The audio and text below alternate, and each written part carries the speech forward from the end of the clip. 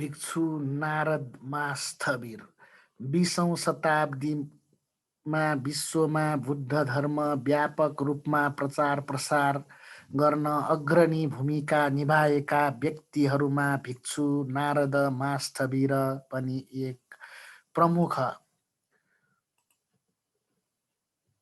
हुनुहुन्थ्यो।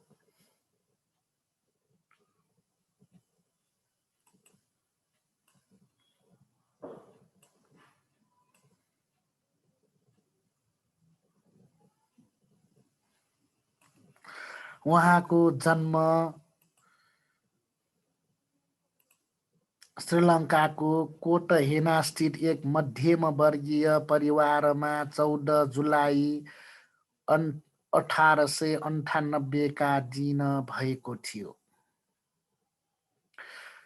उहाँका पिता क्लोनिस पेरेरा र माता पबिलिना दे सिल्भा थिए। माता पिताको तर्फबाट बालकको नाम सुमन पाल राखियो। सुमन पालले आफ्नो प्रारम्भिक शिक्षा कोटहेनाकै एक Christian school society for promoting Christian नलेजमा पाउनुभयो। त्यसपछिको शिक्षा पनि कोटहेनाकै सेन्ट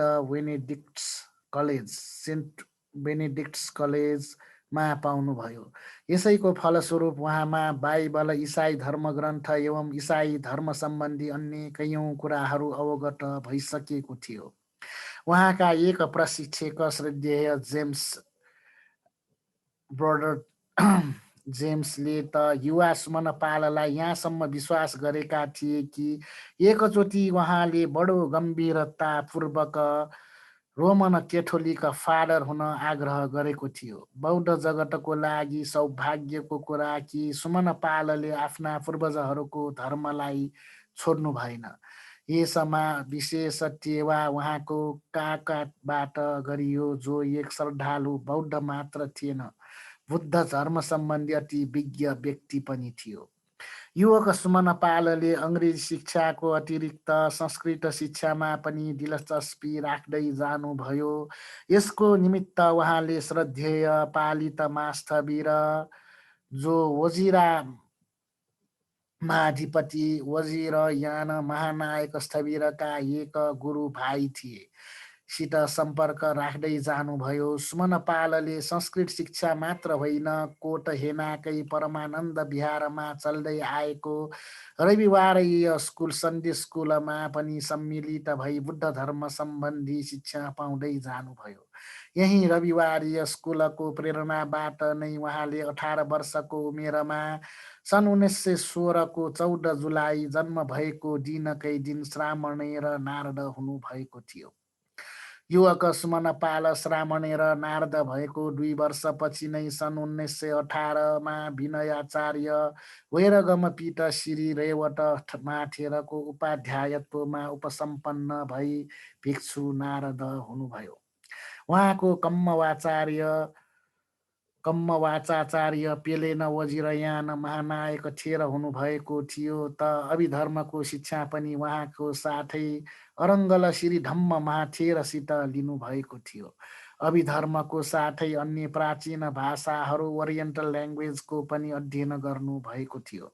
उपसम्पदापछि भिक्षु नारदले सिलोन युनिभर्सिटी कलेजमा भर्ना हुनुभई नीतिशास्त्र, तर्कशास्त्र एवं दर्शनशास्त्रको पनि अध्ययन गर्नुभई भावी धर्म प्रचारक हुनको लागि नियमित टेवा पाउनुभयो। उहाँलाई विश्वविद्यालयमा अध्ययन गर्नको निम्ति आर्थिक सहयोग दिने महानुभावहरूमा प्रो सूर्यागोडा सुमङ्गल, डाक्टर JEP चन्द्रसेन र डाक्टर कशेष ए परेरा, पछि भिक्षु काश्यप प्रमुख हुनुहुन्छ। अत यहाँहरूप्रति भिक्षु नारद चिरऋणी हुनुभएको थियो।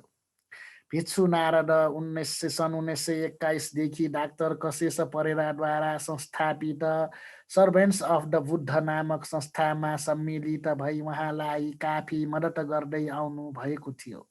यस संस्थाको प्रमुख लक्ष्य विशेषतः युवा भिक्षुहरूलाई धर्म प्रचारको निमित्त तालिम दिनु, प्रत्येक शनिबार बुद्ध धर्म सम्बन्धी छलफल गरी सुयोग्य धर्म प्रचारकहरू वृद्धि गर्नु थियो।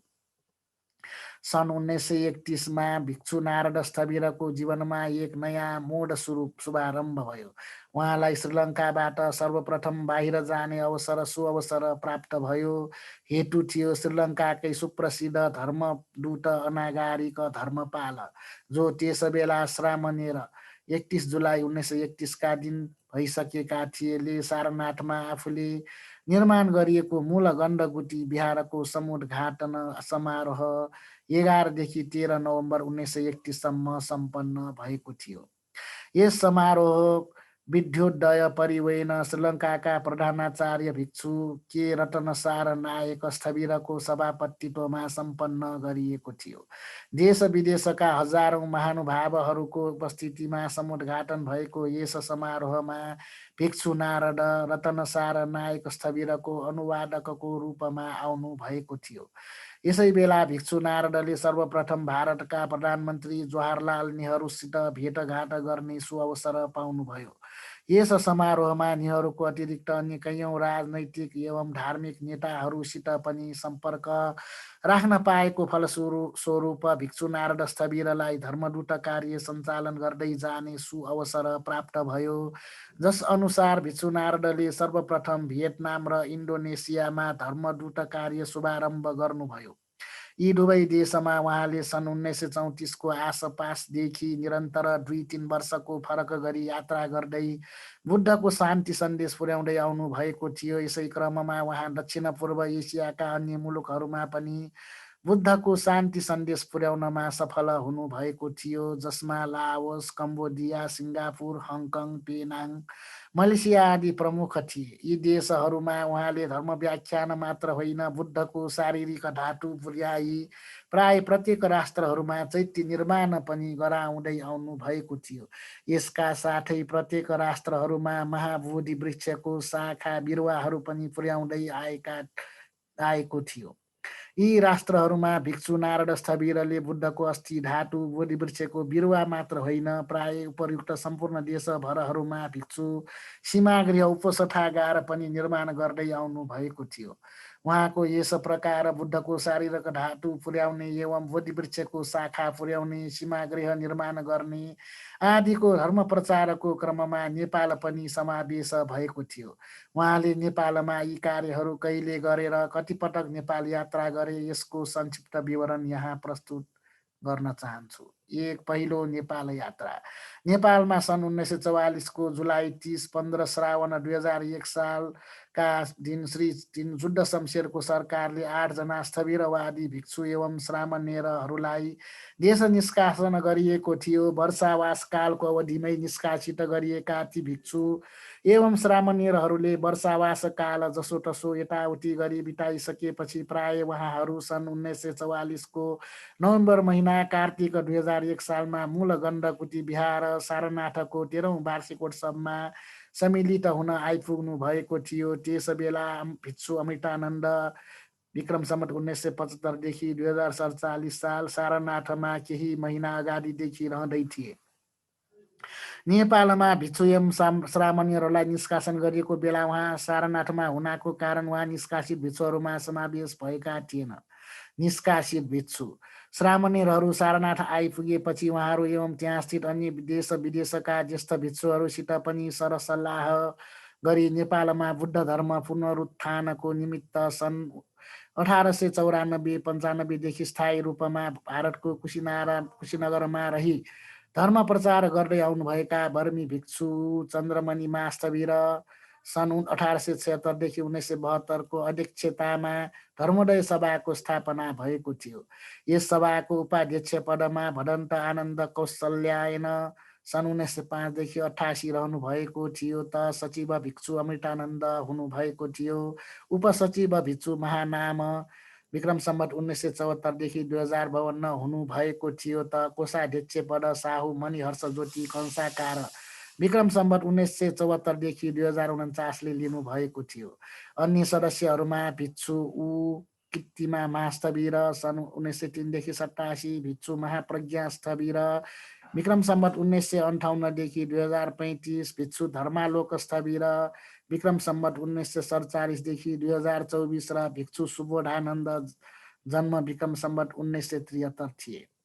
यस सभा स्थापनापछि सर्वप्रथम यसको प्रमुख कार्यको रूपमा नेपालबाट भिक्षुहरू निष्कासित गरेको बारेमा भारत लगायत श्रीलङ्का, बर्मा, थाइल्यान्ड आदि थेरवादी बौद्ध देशहरूका संस्थाहरूमा अपिल निमित्त पत्र पठाए। श्रीलङ्कामा धर्मोदय सभाका सचिव भिक्षु अमृतानन्द स्वयं जानुभई त्यस सम्बन्धमा त्यहाँका प्रमुख भिक्षुहरूसित सरसल्लाह गर्नुभएको थियो। यसैको फलस्वरूप त्यस बखत श्रीलङ्कामा तत्कालीन नेपालका राणा सरकारको विरोधमा भिक्षु नारायण मास्टवीरको अध्यक्षतामा एक बृहत बौद्ध सभा भएको थियो। यसको लगत्तै भिक्षु अमृतानन्दले नारद मास्टवीरको नेतृत्वमा एक शिष्टमण्डल नेपाल आइदिनको निमित्त अनुरोध गरे। तर त्यस सम्बन्धी यहाँबाट लेख पढी नहुँदा श्री 3 जुद्ध शमशेरको सरकारले नेपाल आउन सक्छ तर कुनै धर्म देशना गर्न पाउने छैन भन्ने प्रत्युत्तरमा आएको कारण भिक्षु नारद मास्टवीर नेपाल आउन चाहनु भएन। पछि भिक्षु अमृतानन्दले अनेक प्रकारले सम्झाइ बुझाइ वीर पुस्तकालय पनि हेर्ने सुझाव दिई भिक्षु नारद मास्टवीरको नेतृत्वमा आफूसहित 5 जनाको एक शिष्टमण्डल सन् 1946को अप्रिल 17 5 वैशाख 2003 सालका दिन नेपाल ल्याउन सफल हुनुभयो। 5 जनाको शिष्टमण्डलमा अन्य 3 जना थिए भिक्षु पियदर्शी, डाक्टर रत्न सौ र प्रा आर्यपाल। त्यस बेलासम्म नेपालमा श्री 3 पद्म शमशेर राज्यकाल सन् 1945देखि 48को सरकार भइसकेको थियो। यद्यपि श्री 3 जुद्ध शमशेर 14 मङ्सिर 2002का दिनदेखि राजर्षि भई रिद्धिमा रहँदै थिए। तसर्थ नारद मास्टवीरको नेतृत्वमा नेपाल आएको शिष्टमण्डलले श्री 3 पद्म शमशेरलाई भेट गर्न जाँदा निष्कासित भिक्षुहरूलाई फर्काउने प्रसङ्ग भिक्षु अमृतानन्दले उठाउनु भएको बेला आफू भर्खर प्रधानमन्त्री भएको जुद्ध शमशेर स्वयं जीवित रहनाको कारण निष्कासित भिक्षुहरूमा वृद्ध हुनुभएका भिक्षु धर्मालोक स्थविर 1 जनालाई मात्र नेपाल फर्कने परवानगी दिनुभएको थियो। पछि क्रमशः अन्य भिक्षुहरू पनि काठमाडौँ फर्के। भिक्षु नारायण मास्टवीरले आफ्नो पहिलो नेपाल यात्रामा नेपालवासीहरूको निमित्त उपहार स्वरूप बुद्धको एक अस्थि धातु लिएर आउनु भएको थियो। जुन अस्थि धातु उहाँले श्री 3 पद्म शमशेरको हातमा सुम्पिने निश्चय गर्नुभएको थियो। श्री 3 पद्म शमशेरले त्यस अस्थि धातु आनन्दकुटी बिहारको भूमिभागमै चैत्य बनाई प्रतिष्ठित गर्न हुकुम दिनुभयो। जस अनुसार त्यसै वर्ष बुद्ध सम्वत 2490 विक्रम सम्वत 2003 सन् 1946 को वैशाख पूर्णिमाको दिन श्रीलङ्काबाट आउनुभएका शिष्टमण्डलको सन्मुखमै चैत्यको शिलान्यास कार्य सम्पन्न भएको थियो। दोस्रो नेपाल यात्रा विक्रम सम्वत 2003 सालको वैशाख पूर्णिमाको दिन शिलान्यास भएको आनन्द विहार स्थित श्रीलङ्का राम चैत्य 2 वर्ष पश्चात पूर्ण तयार भएको थियो। सो चैत्यको प्रतिष्ठा समुद्घाटनको निमित्त भिक्षु नारद मास्टवीरलाई निमन्त्रणा दिइएको थियो। त उहाँ दोस्रो नेपाल यात्राको रूपमा 29 अप्रिल 1948 का दिन श्रीलङ्काबाट भारत आगमन गर्नुभयो। कलकत्तामा केही दिन रही नारद मास्टवीर 5 मई 1948 का दिन भिक्षु अनिरुद्धका साथ नेपाल आगमन गर्नुभएको थियो। 2492 बुद्ध जयन्तीको शुभ अवसरमा भिक्षु नारद मास्टवीरको प्रमुख आतिथ्यमा नेपाल आउनुभएका उहाँ श्रद्धावान दाताहरूको आग्रहमा 1 महिना बढी रहनु भएको थियो। जसको विवरण उहाँले नेपालबाट फर्कना साथ श्रीलङ्काको एक प्रमुख साप्ताहिक पत्रिका सिलोमिनमा प्रकाशित गरिएको थियो। शीर्षक थियो नेपाल देशे बौद्ध कृत्य। धर्मोदय मासिक पत्रिका वर्ष 2 अङ्क 1 नोभेम्बर 1948 प्रकाशित यस लेखमा विशेषतः निम्न कुराहरू उल्लेख गरिएको स्मरणीय छ। नयाँ प्रधानमन्त्री 30 अप्रिल 1948 देखि श्री 3 मोहन शमशेरसित भेटघाट गरेको। यठका बहालमा उहाँ भिक्षु नारद मास्टवीरको सम्मानमा भव्य नागरिक अभिनन्दन समारोह भएको। श्री 3बाट वैशाख पूर्णिमाको दिन बौद्ध कर्मचारीहरूलाई बिदाको घोषणा गरेको आदि प्रमुख थिए। यस दोस्रो यात्रा कालमा नारद मास्टवीरले आनन्दकुटी बिहारमा बोधि वृक्षको बिरुवा रोप्नुको साथै सीमागृहको पनि स्थापना गर्नुभएको थियो। तेस्रो नेपाल यात्रा भिक्षु नारद मास्टवीरको तेस्रो नेपाल यात्रा 2494 वैशाख महोत्सवको निमित्त थियो। 23 अप्रिल 1950 का दिन नेपाल आउनुभएका उहाँ 3 हप्ता जति रहनुभई धर्मोपदेश कार्य गर्नुभएको थियो। यसै यात्राकालमा उहाँ बनेपामा सम्पन्न भएको महापरित्राण पाठमा पनि सम्मिलित हुनुभएको थियो। चौथो नेपाल यात्रा। भिक्षु नारायण महास्थविरको चौथो नेपाल यात्रा सन् 1961 को मार्च महिनामा भएको थियो। उहाँ 31 मार्च 1961, 19 चैत्र 2017 का दिन भाजुरत्न साहु विक्रम सम्वत 1940देखि 2013 को पुण्य स्मृतिमा उहाँको परिवारले कान्तिपुरको नगल स्थित श्रीघ बिहारमा सम्पन्न गर्न लागेको महापरित्राण पाठमा निमन्त्रित भई आउनु भएको थियो। पाँचौं नेपाल यात्रा। भिक्षु नारायण महास्थविरको पाँचौं नेपाल यात्रा विक्रम सम्वत 2023 सालको ज्येष्ठ महिनामा सम्पन्न भयो। त्यसटाका उहाँ भिक्षु अमृतानन्द महास्थविरले आफू प्रवजित सन् 1936 भएको 30 वर्ष र उपसम्पदा सन् 1940 भएको 25 वर्ष पुरा भएको उपलक्ष्यमा आनन्दकुटी बिहारमा महापरित्राण पाठमा पनि सम्मिलित हुन भिक्षु नारायण महास्थविरको पाँचौं पटकको रूपमा नेपाल आउनुभयो। छैठौं नेपाल यात्रा। भिक्षु नारायण महास्थविरको छैठौं एवं अन्तिम नेपाल यात्रा 2036 साल सन् 1979 लुम्बिनी वर्षको आश्विन कार्तिक महिनामा भयो। करिब 3 हप्ताको नेपाल निवास कालमा उहाँले आनन्दकुटी विहार, मणिमण्डप विहार, ध्यानकुटी विहार एवं त्रिभुवन विश्वविद्यालयको नेपाल स्टडिज सेन्टरमा पनि जानुभई बुद्ध धर्म सम्बन्धी प्रवचन दिनुभएको थियो। यस पंक्तिका लेखकले उहाँको प्रथम एवं अन्तिम दर्शन आनन्दकुटी विहारमै 10 कार्तिक 2036 का दिन गर्ने सौभाग्य पाएको थियो। स्मरणीय छ, भिक्षु नारायण महास्थविरले आनन्दकुटी विहारमा 7 देखि 18 कार्तिकसम्म प्रतीत्य समुत्पाद विषयमा धर्मदेशना गर्नुभएको थियो। उहाँ 8 नोभेम्बर 1979 का दिन शाही नेपाल वायु सेवा निगमको यति विमानबाट श्रीलङ्का फर्कनुभयो। यस प्रकार भिक्षु नारायण महास्थविरले एसियाका अधिकांश मुलुकहरूमध्ये तथागतको जन्मस्थल रहेको नेपालमा पनि बुद्ध धर्म पुनरुत्थान गर्ने कार्यमा सहयोग दिने सौभाग्य पाउनु भएको थियो। एसियामा मात्र होइन, युरोप, अमेरिका एवं अफ्रिकाका देशहरूमा पनि उहाँले बुद्धको सन्देश पुर्याउनु भएको थियो। इङ्ल्यान्डको किङ्स्टनस्थित लन्डन बौद्ध विहारको समुद्घाटन कार्यमा उहाँ पूर्ण सम्मिलित हुनुको साथै त्यस विहारमा पहिलो आवासीय भिक्षु उहाँ नै रहनु भएको थियो।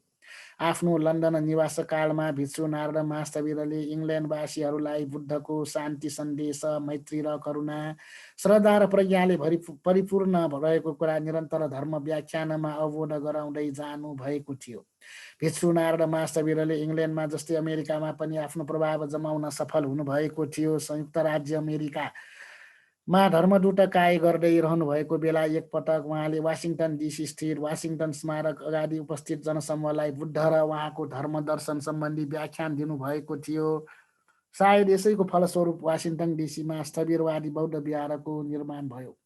यस प्रकार भिक्षु नारायण महास्थविरले देश देशान्तर घुमी मौखिक रूपबाट मात्र धर्म प्रचार गर्नुभएको थिएन, आफ्नो कलमबाट पनि त्यत्तिकै रूपमा प्रचार प्रसार गर्नुभएको थियो। उहाँले देश विदेशका कैयौँ पत्र पत्रिकामा पनि रचना लेखी पठाउने गर्नुहुन्थ्यो। उहाँका केही अङ्ग्रेजी कृतिहरू: 1 Buddhism in a nutshell, 2 Dhammapada, 3 The Buddha and His Teachings, 4 A Manual of Abhidhamma, Volume 1 to 3, 5 Parents and Children, 6 Buddhism, 7 Heritage of Vietnam, 8 Brahma Vihar, 9 Facts of Life, 10 Meaning of Life, etc.